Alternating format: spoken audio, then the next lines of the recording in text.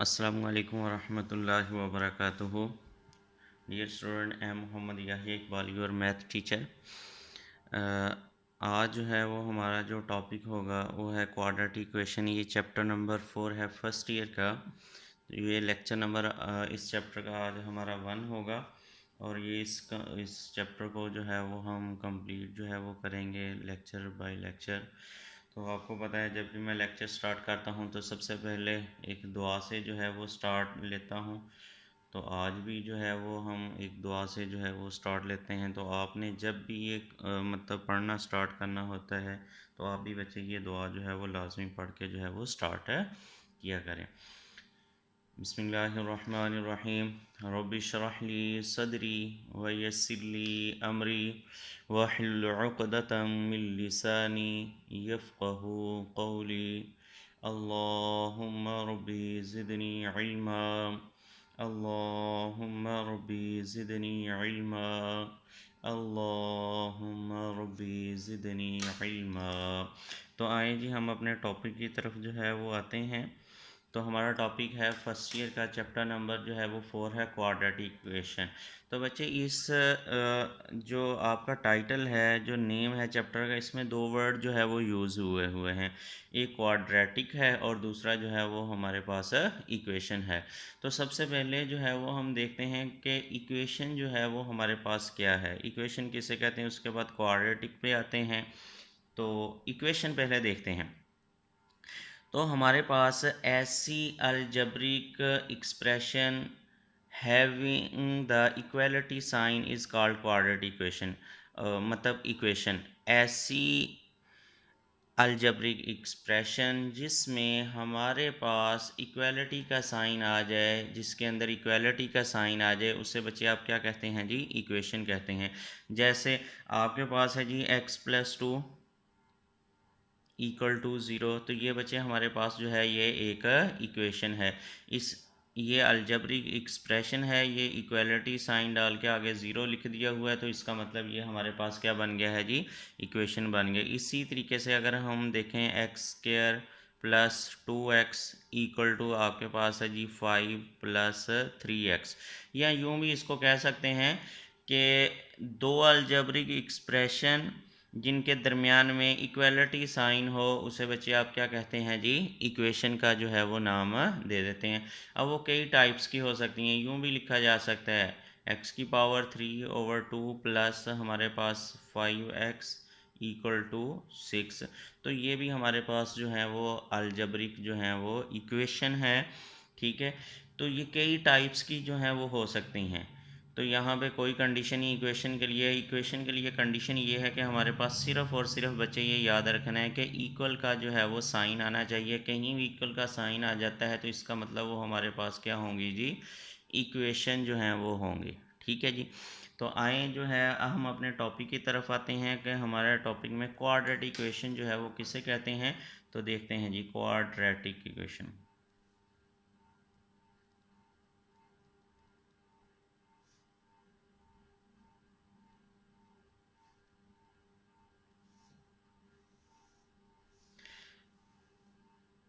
quadratic equation, an equation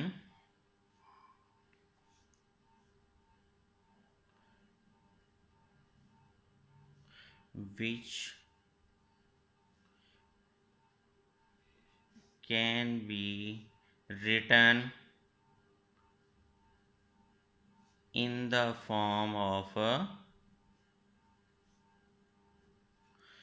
ax square plus B x plus C equal to हमारे पास zero. अब आगे जो है इसके ऊपर हम कंडीशनें लगाएंगे, वेयर ए जो है वो बच्चे हमारे पास नॉट इक्वल टू ज़ीरो है, ए जो है वो ज़ीरो नहीं होना चाहिए। एंड फिर ये क्या होने चाहिए, ये जो A comma B comma C belongs to, ये आपके पास जो हैं वो रियल नंबर होने चाहिए। क्या होने चाहिए जी, ऐसी इक्वेशन जो इस फॉर्म में लिखी जा सके A X square plus B x plus C equal to zero, और यहाँ पे ए के ऊपर कंडीशन ये है कि वो ज़ीरो नहीं होना चाहिए, बाकी इनकी क्या वैल्यू होगी वो आपके पास क्या होंगी जी, रियल नंबर। और एक्स यहाँ पे क्या है, एक्स इज़ अननोन, जिसे हम वेरिएबल का जो है वो नाम दे देते हैं।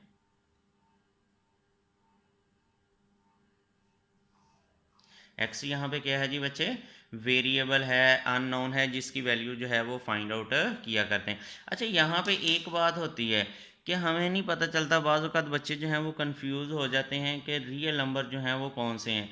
तो बच्चे सिंपल वर्डिंग में जो है वो आपने याद रखना है कि हमारे पास जो हैं वो रियल नंबर जो हैं वो कौन से हो सकते हैं। वो ज़रा ध्यान से सुन लो, आज अपने बात जहन में रख लेनी। वो नंबर जो आप सोच लो, समझ लो, लिख लो, ज़हन में ले आ सकते हो, छोटे से छोटा हो, बेशक वो बड़े से बड़ा हो, स्क्वायर रूट वाला हो, स्क्वायर रूट के बगैर हो, ऊपर स्क्वायर रूट हो, नीचे स्क्वायर रूट ना हो, ऊपर स्क्वायर रूट है, नीचे नहीं है, ऊपर है, नीचे है, ये, लेकिन बात ये जहन में रखनी है कि स्क्वायर रूट के अंदर माइनस ना आ जाए। तो ऐसे नंबर जो हैं वो आपके पास क्या होंगे जी, रियल नंबर ही होंगे। 5 स्क्वायर रूट ओवर आपके पास है जी 7, ठीक है जी, ये 5 हो गया अकेला, -3 हो गया। तो ये सारे नंबर पॉइंट वाले नंबर, .000000 आपके पास 2 हो जाएगा, ठीक है जी। ये फिर .0.33, ये सारे जो हैं ये आपके पास जो हैं ये रियल नंबर हैं। ये सारे के सारे जो हैं ये हमारे पास क्या हैं जी, रियल नंबर हैं। तो रियल नंबर क्या हमने देख लिए बच्चे, कि जो भी नंबर आप लिख लो ना वो आपके पास जो है वो क्या है जी, रियल नंबर है। लेकिन ये बात याद रखनी है कि स्क्वायर रूट के अंदर जो है वो माइनस ना आए, वो फिर कम्प्लेक्स नंबर बन जाता है।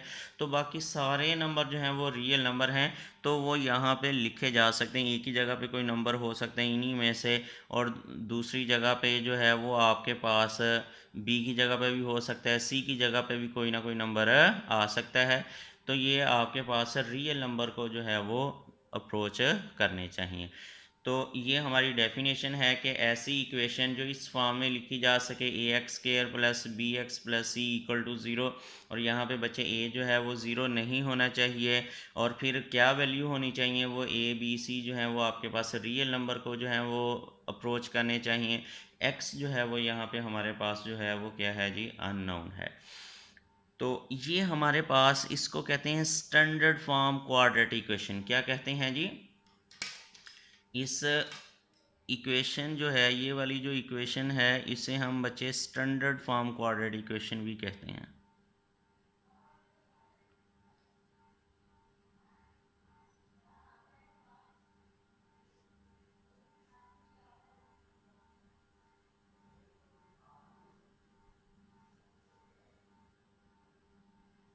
तो ये हमारे पास स्टैंडर्ड फॉर्म क्वाड्रेटिक इक्वेशन जो है वो भी है।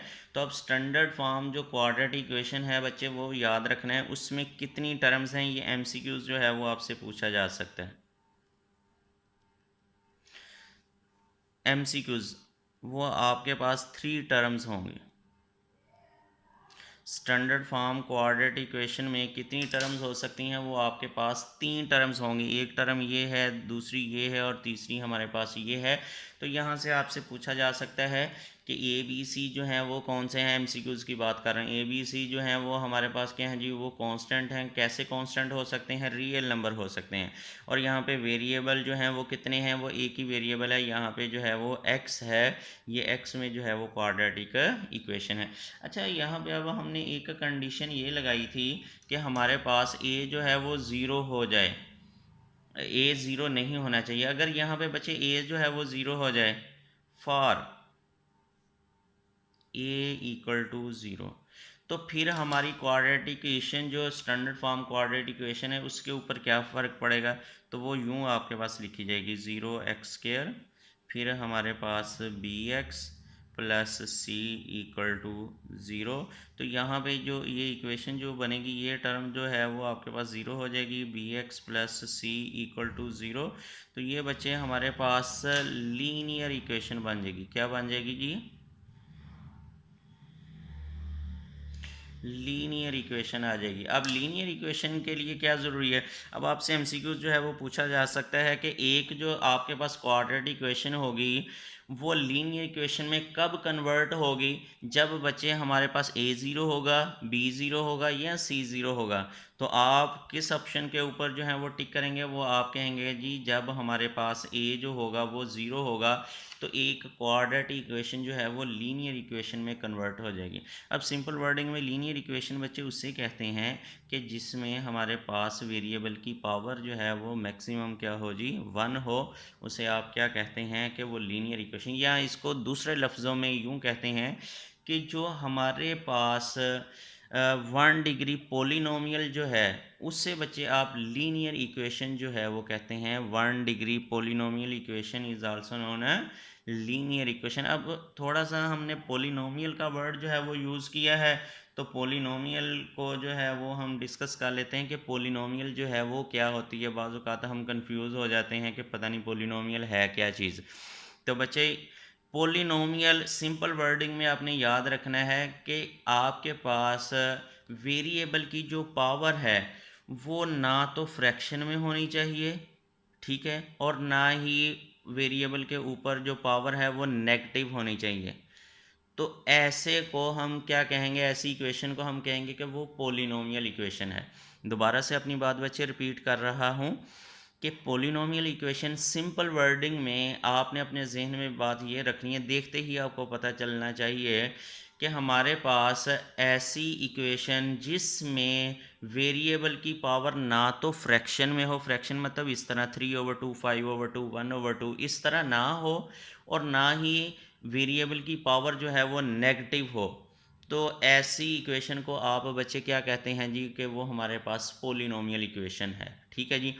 और वो कितने डिग्री, डिग्री का हमें कैसे पता चलता है? कि जो हाईएस्ट पावर होती है ना वो हमें बता रही होती है कि वो डिग्री है, कितनी डिग्री है। जैसे ये इसमें देखें कि x की जो पावर है ना तो आपके पास नेगेटिव है और ना ही बच्चे हमारे पास यहाँ पे फ्रैक्शन में है, और यहाँ पे पावर x की कितनी है? वो 1 है यहाँ पे।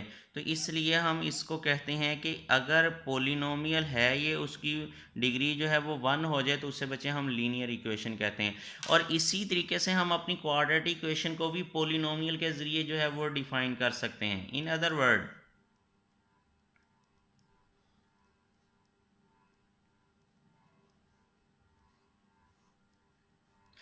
अगर हमारे पास सेकंड डिग्री जो पोलिनोमियल है, अभी हमने पढ़ लिया हुआ है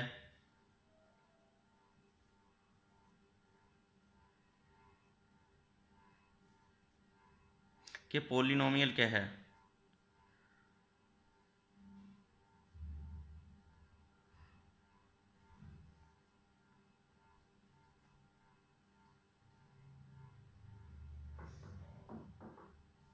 इज आल्सो नोन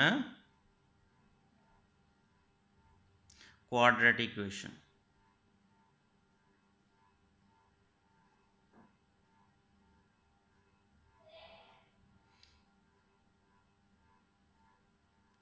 तो सेकंड डिग्री पोलिनोमियल मतलब ये हमारे पास, अब इसकी कोई एग्जांपल देख लें।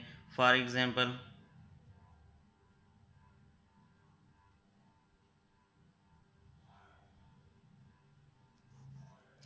कि ये हमारे पास जो है वो एक्स स्क्वायर प्लस हमारे पास 5x प्लस 3 इक्वल टू हमारे पास 0।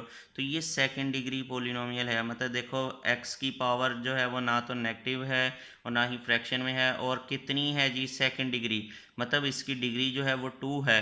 तो ये हमारे पास जो है वो क्वाड्रेटिक जो है वो इक्वेशन है। यूँ देख सकते हैं, x 5x स्क्वायर प्लस हमारे पास 3x इक्वल टू हमारे पास 6। तो ये भी हमारे पास जो है वो क्वाड्रेटिक इक्वेशन है, ठीक है जी, क्योंकि इसमें भी हमारे पास x की जो पावर है वो ना तो नेगेटिव है ना ही फ्रैक्शन में है, और मैक्सिमम डिग्री कितनी है जी? ये हमारे पास 2 है। तो ये क्या हम आप मुझे बच्चे ये बता सकते हैं x की पावर 2/3 प्लस हमारे पास 5x प्लस 6 इक्वल टू 0, क्या ये क्वाड्रेटिक इक्वेशन है? नहीं है, ये क्वाड्रेटिक इक्वेशन नहीं है। क्यों नहीं है? क्योंकि ये पोलिनोमियल नहीं है। पोलिनोमियल के लिए ज़रूरी है कि ये पावर जो है वो आपके पास फ्रैक्शन में नहीं होनी चाहिए, इसलिए ये क्वाड्रेटिक इक्वेशन भी जो है वो नहीं होगी। तो ये सिंपल जो है वो आपके पास जो होगा कि कोई अलजेब्रिक जो है वो एक्सप्रेशन है, ठीक है जी, अलजेब्रिक इक्वेशन है। अलजेब्रिक एक्सप्रेशन किसे कहते हैं, ये भी वर्ड आप मतलब यूज़ किया था। तो अलजेब्रिक एक्सप्रेशन का मतलब बच्चे ये है कि अगर ये इक्वलिटी ना हो तो इसे हम क्या कहेंगे जी, ये हमारे पास अलजेब्रिक एक्सप्रेशन है, ठीक है। अगर इक्वल का साइन आ जाए तो फिर हम इसका साथ क्या कहेंगे जी, ये हमारे पास अलजेब्रिक इक्वेशन है। अच्छा तो बच्चे ये हमने जो है वो अपना पढ़ लिया है कि हमारे पास जो क्वाड्रेटिक इक्वेशन है वो इस फॉर्म में होनी चाहिए। ए बी सी के ऊपर जो है वो कंडीशनें भी हमने पढ़ ली हुई हैं कि ए जो है वो ज़ीरो नहीं होना चाहिए, फिर ए बी सी की वैल्यू जो है वो हमारे पास कौन सी होनी चाहिए, वो आपके पास जो रियल नंबर है वो सारी की सारी वैल्यू होनी चाहिए। ये थोड़ा सा जो है वो हमने डिस्कस कर लिया, ठीक है जी। स्टैंडर्ड फॉर्म भी हमने देख लिया कि जो इक्वल टू ज़ीरो होगा वो उस क्वाड्रेटिक इक्वेशन को जो है वो हम स्टैंडर्ड फॉर्म क्वाड्रेटिक इक्वेशन कहेंगे। और इसमें नंबर ऑफ़ टर्म्स कितनी होती हैं स्टैंडर्ड फॉर्म क्वाड्रेटिक इक्वेशन में, तो वो बच्चे standard form of quadratic equation में जो नंबर ऑफ़ टर्म्स हैं वो हमारे पास 3 होती हैं, ठीक है जी। ये एमसीक्यूज़ में बात जो है वो पूछी जा सकती है कि क्वाड्रेटिक इक्वेशन में नंबर ऑफ़ टर्म्स जो हैं वो कितनी होती हैं, तो वो बच्चे हमारे पास 3 होती हैं। अच्छा यहाँ पे हमने ये कहा कि अगर ये भी तो देख सकते हैं ना कि हमारे पास अगर b की वैल्यू जो है वो 0 हो जाए, if for b is equal to 0, फिर इक्वेशन के ऊपर जो है वो क्या इफेक्ट पड़ेगा, तो हमारी जो इक्वेशन है वो फिर यूँ लिखी जाएगी कि हमारे पास ax² प्लस 0x फिर प्लस हमारे पास c इक्वल टू 0। तो ये हमारे पास क्या कन्वर्ट हो जाएगी, ax² प्लस हमारे पास c इक्वल टू 0। तो ये जो इक्वेशन है इससे बच्चे हम कहेंगे प्योर क्वाड्रेटिक इक्वेशन। क्या कहेंगे, pure quadratic equation.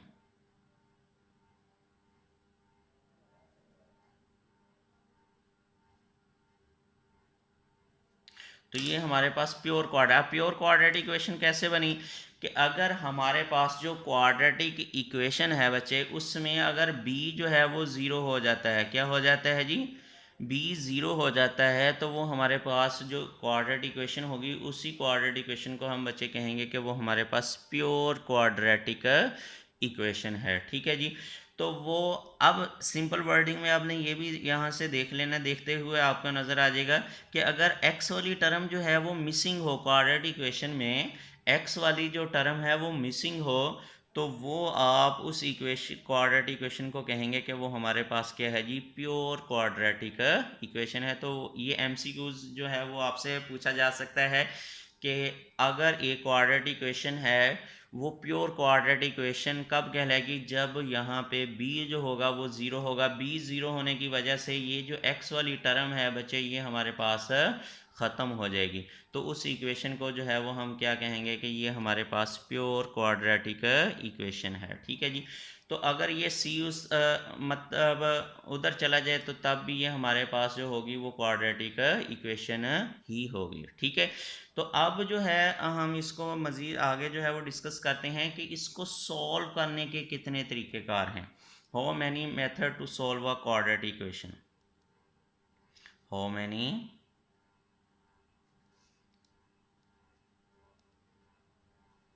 Method to solve a quadratic equation.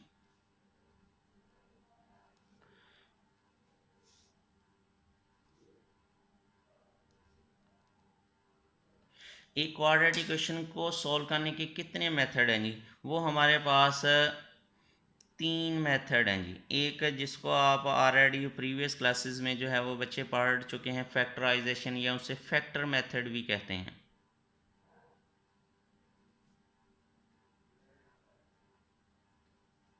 और दूसरा बच्चे हमारे पास है जी कंप्लीटिंग स्क्वायर,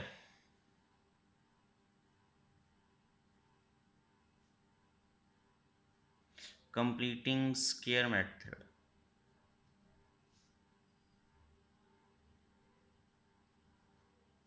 और तीसरा जो बच्चे हमारे पास है वो है जी बाय क्वाड्रेटिक फार्मूला।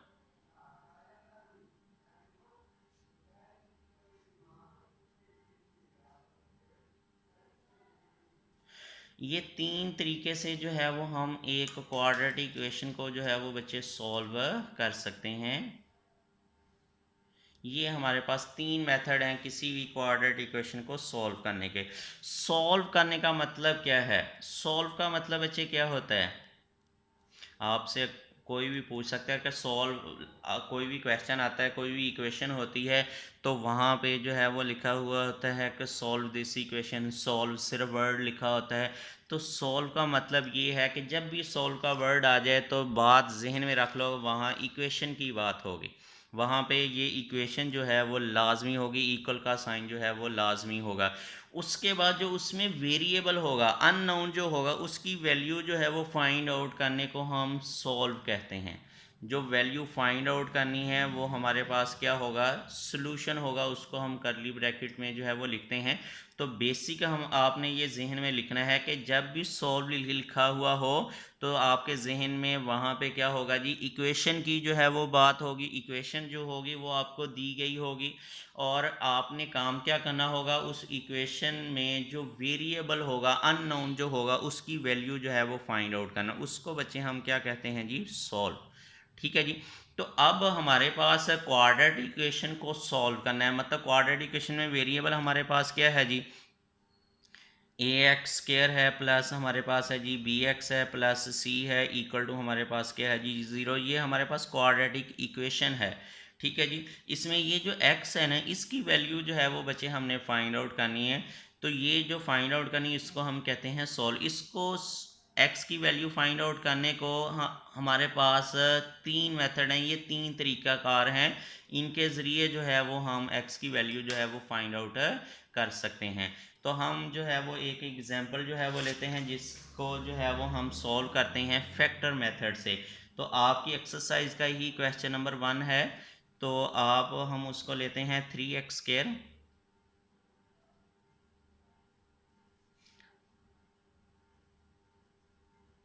प्लस हमारे पास है जी बच्चे 4x प्लस हमारे पास 1 इक्वल टू 0। तो ये हमारे पास क्वेश्चन है, इसको हमने सॉल्व करना है, सॉल्व बाय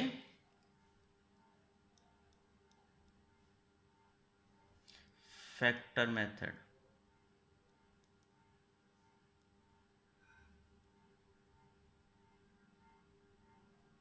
अच्छा, इसको फैक्टराइजेशन भी कहते हैं, सॉल्व बाय फैक्टराइजेशन। ठीक है जी। तो फैक्टर मेथड का मतलब भी क्या है जी? इसकी फैक्टराइजेशन का नहीं, इसके हमने जो है वो फैक्टर जो है वो बनाने। तो उसका तरीकाकार बच्चे क्या होता है कि सबसे पहला काम जो है वो आपने ये करना है कि ये जो एंड वाले हैं कांस्टेंट टर्म और एक्स स्क्वायर का जो कोफिशिएंट है इनको आपस में आपने मल्टीप्लाई करवाना है। तो मल्टीप्लाई करवा के आपके पास जो है वो 3 × 1, तो आपके पास आंसर जो है वो क्या आएगा जी? 3 आ जाएगा। ठीक है। अब हमने ये 4 को इस तरह डिवाइड करना है कि अगर हम ऐड करें तो 4 बने और मल्टीप्लाई करें तो बच्चे हमारे पास क्या हो जी? वो क्या बने? 3 आए। तो ऐसे दो फैक्टर में जो है वो हमने इस 4 को जो है वो डिवाइड करना है। दोबारा से सुन लें। तो सबसे पहला काम हमने ये करना है कि ये जो कांस्टेंट टर्म है इसको इससे मल्टीप्लाई करवाना है विद साइन। अगर यहाँ पे माइनस होता तो माइनस के साथ जो है वो हमने मल्टीप्लाई करवाना था, यहाँ पे -3 ही आना चाहिए था। ठीक है जी।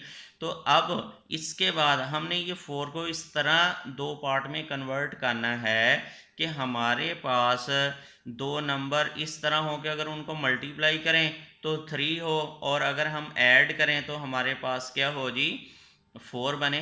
तो वो हमारे पास यही ऑप्शन है एक 3+1 का। तो हम इसको जो है वो यूं ही डिवाइड कर देते हैं। 3x² प्लस हमारे ये 4 को हमने इस तरह जो है वो लिख दिया 3+1 इंटू हमारे पास ये x जो है वो वैसे का वैसे ही +1 इक्वल टू 0। इसको ज़रा मल्टीप्लाई करवा देते हैं। 3x² प्लस हमारे पास 3x plus x plus 1 equal to 0। अब इन दो टर्म में से हमने देखना है कि कॉमन क्या आ रहा है। तो कॉमन क्या आ रहा है, यहाँ पे 3x जो है वो हमारे पास जो है वो कॉमन आ रहा है, तो वो हमने 3x कॉमन किया, तो यहाँ पे बच्चे क्या बच गया, x प्लस 1 आ गया। और यहाँ पे इनमें क्या कॉमन आ रहा है, 1 कॉमन आ रहा है, तो वो आपने कॉमन कर लिया, x प्लस 1 इक्वल टू 0। तो ये बात याद रखो कि हमारे पास जो है ये दो चीज़ें जो हैं वो सेम आनी चाहिए, ये दोनों फैक्टर सेम आ जाते हैं, तो इसका मतलब हमारी जो फैक्टराइजेशन है, जो हमने फैक्टर में कन्वर्ट किया था, वो ऑलमोस्ट जो है वो ठीक है। तो अब जो है इसको हम मोस्टली जो है वो यहाँ पे ये कह देते हैं, जो सेम है उस पर एक दफ़ा लिख लेते हैं, जो बाकी बचते हैं वो लिखने, तो ऐसा कहना गलत है। तो आप यहाँ पे क्या करते हैं, ये दो टर्म्स हैं, इनमें x प्लस 1 जो है वो आप कॉमन करते हैं। क्या करते हैं जी बच्चे, x प्लस 1 जो है वो कॉमन करते हैं, और फिर यहाँ पे क्या चीज़ बचती है, 3x प्लस 1 जो है वो बचता है इक्वल टू 0। तो ये चीज़ जो है ये हमारे पास फैक्टर आ गए। अब यहाँ पे एक बात जो है वो बहुत ही काबिल गौर है, अक्सर जो है वो मैं डिस्कस करता हूँ, तो ये बात जो है वो आपने अपने जहन में रखनी है, भूलनी नहीं है, वो ध्यान से ज़रा सुनिए। तो अब यहाँ पे हम क्या करेंगे जी, इस फैक्टर को भी इक्वल टू 0 रख लेंगे। वो बात जो मैं बतानी है वो अभी बताता हूँ। x प्लस 1 इक्वल टू 0 आ गया, और यहाँ पे हमारे पास क्या है जी, 3x प्लस 1 इक्वल टू 0। तो यहाँ से बचे x की जो वैल्यू होगी वो हमारे पास क्या होगी जी, -1 आ गई। और यहाँ पे आपके पास 3x इक्वल टू -1 होगा, और x की बचे वैल्यू आपके पास -1/3 होगी। तो ये इसका सोल्यूशन जो होगा, वो सोल्यूशन सेट जो है वो हम यहाँ पे लिखते हैं। सोल्यूशन सेट को आपने हमेशा जो है वो करली ब्रैकेट में जो है वो लिखना है। सबसे पहले छोटी टर्म जो है वो लिखते हैं कि हमारे पास छोटी टर्म जो है वो क्या है, -1, ठीक है जी। फिर आपके पास -1/3। तो ये जो है ये हमारे पास जो है आपके पास सोल्यूशन ऑफ क्वाड्रेटिक इक्वेशन जो है वो हमारे पास आ जाएगा। अच्छा, एक बात जो मैंने आपको यहाँ पे बतानी थी, जो मैंने कहा था कि आपने बात भूलनी नहीं है, वेरी वेरी इंपॉर्टेंट है, ये आपने जहन में रखना है। अच्छा, यहाँ पे आपने लिखा है ये दो फैक्टर मल्टीप्लाई हो रहे हैं, इक्वल टू 0 है, हमने कहा इस फैक्टर को भी इक्वल टू 0 रख लिया, इस फैक्टर को भी इक्वल टू 0 रख लिया। क्या अगर ऐसा होता x प्लस 1, ये आप नोट कर लेना, नोट है ये, जहन में रख लेनी बात है, ठीक है जी। तो अगर x प्लस 1 इंटू हमारे पास कभी आ जाए 3x प्लस 1 इक्वल टू 2, क्या हम ऐसा लिख सकते हैं, x प्लस 1 इक्वल टू 2 और 3x प्लस 1 इक्वल टू 2? तो ये ऐसा लिखना जो है वो हमारे पास क्या है जी, रॉन्ग है, ऐसा हम नहीं लिख सकते। वो क्यों नहीं लिख सकते, अब बच्चा जो है वो क्वेश्चन पूछ लेता है, कि कोई बंदा जो है वो आपसे क्वेश्चन पूछ लेता है, अगर 0 है तो फिर आपने जो है वो इस फैक्टर को भी इक्वल टू 0 लिख लिया, इसको भी इक्वल टू 0 लिख लिया। अगर 0 के अलावा 2 मतलब आ जाता है, तो फिर हम सर ऐसा क्यों नहीं लिख सकते, इसकी क्या वजह है? तो बच्चे ये बात